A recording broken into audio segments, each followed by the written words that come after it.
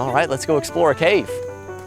It's a difficult hike, about 2.5 miles in, 2.5 miles out, down and up. As you're hiking down, it can be very easy to slip. There's lots of areas that it's just covered in mud, it's covered in slick limestone, and then right before you get to the mouth of the cave, it gets even steeper. And that's where you're gonna wanna be even more careful as you're hiking down. Try to put a little bit of distance between y'all, so if one person falls, you don't take out the whole group like a set of dominoes. We want to be able to arrive safely at the cave. It's the largest cave opening in the state of Tennessee, 80 by 100 feet. And that doesn't mean just where the creek's coming out, that's the entire amphitheater as you're walking in. Most people, you know, they've never seen anything like that, and that alone is worth the hike. It was awesome. I mean, just to see, to stand on both sides of it, to see the cave from the outside, but then to turn around and look from the inside and see the light shining back on us, that was really neat. It's massive, really tall, and once you get under it, you realize how big the opening is. Go ahead and get your lights on. For those of you who haven't been here before, this is actually part of the Lost Cove Creek. Jumping up in the Lost Cove, which is an 18,000 acre enclosed valley just north of here.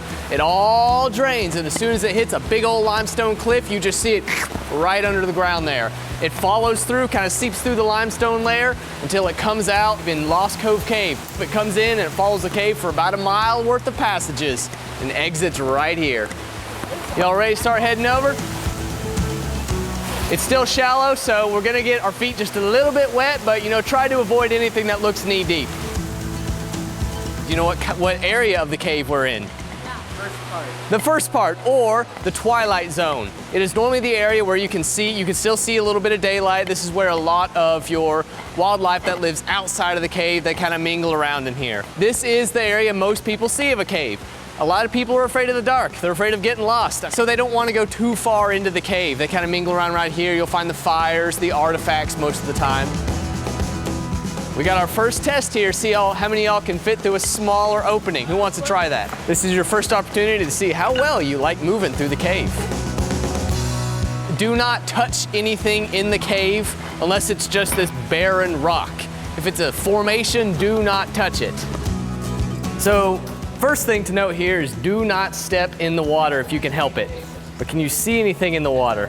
Oh yeah, right there. So that one is just your general, it's a surface dwelling crawfish. It's not a cave crawfish or anything. Any of the animals you might find in a cave, or troglodytes, which is just a really cool word. Most of the time in the aquatic area there can be a little albino. We have albino crawfish in the back of the cave. We have some albino fish. I'm not sure their exact species names. We also have, or have had in the past, the federally endangered Tennessee cave salamander.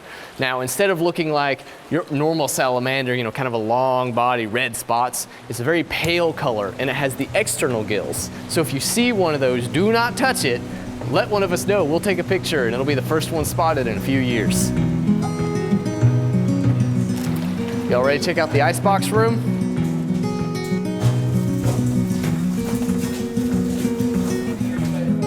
Go ahead and turn off your lights. Why do you think they call it the icebox? It's cold. It's cold in the rest of the cave. Now, the Twilight Zone, they fluctuate temperatures. But back here in the deep of the cave, it's gonna stay, buggy top here, stay about 56 degrees year round. What's on the ground is sandstone. Things still get washed down, such as all of these pebbles. They just get deposited in various areas around the cave. That creates an interesting environment for some things that like to burrow in the sand. The crawdads love it. Some of these salamanders love being on the sandy beaches. So it's a pretty cool little part of the cave.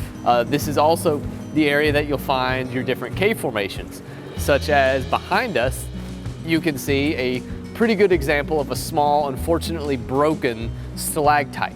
The easiest way to remember is stalactites hold tight to the ceiling, whereas stalagmites might reach the ceiling.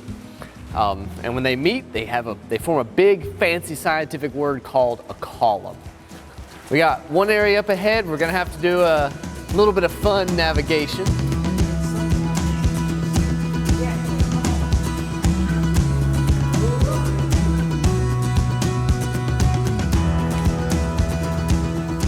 that we do have plenty of bats in this cave, not as many as we would like. We do have the little brown bat, the tricolor bat, many others. But there's another reason that we're trying to limit access to specifically Lost Cove Cave and just a few others. And that's because of a fungus called white nose syndrome. Who's heard of that? Me. A couple of you? White nose syndrome is a fungus that originated over in Europe, at least to my knowledge it did. And it was first documented in New York in about 2006. From then, it has swept across the eastern United States, killing over, what are we at, like 5 million bats now? Way over 5 million bats. But all of Lost Cove Cave has about a mile of passages. For those of you who aren't familiar with, cave distances, a mile of passages is a good bit. We spent, about an hour and a half in the cave, and we probably only covered 200-300 yards of linear travel. It's very tough. There are lots of side passages kind of going off to the left or the right, but for the most part it's a very long cave going all the way back to where there's just kind of a waterfall back at the back, so it's pretty cool. This is my first time in a natural cave. All that I've ever done was commercial caving. We've gone to Mammoth Cave and we've been to some different other caves. So, but this was definitely different, and it was a really neat first-hand experience to have.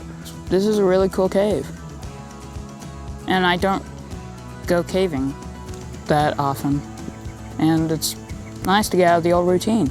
With a good guide, I would be glad to tackle another cave like this, or even a more difficult cave. It's kind of like an adventure. I think the park manager is very good at his job.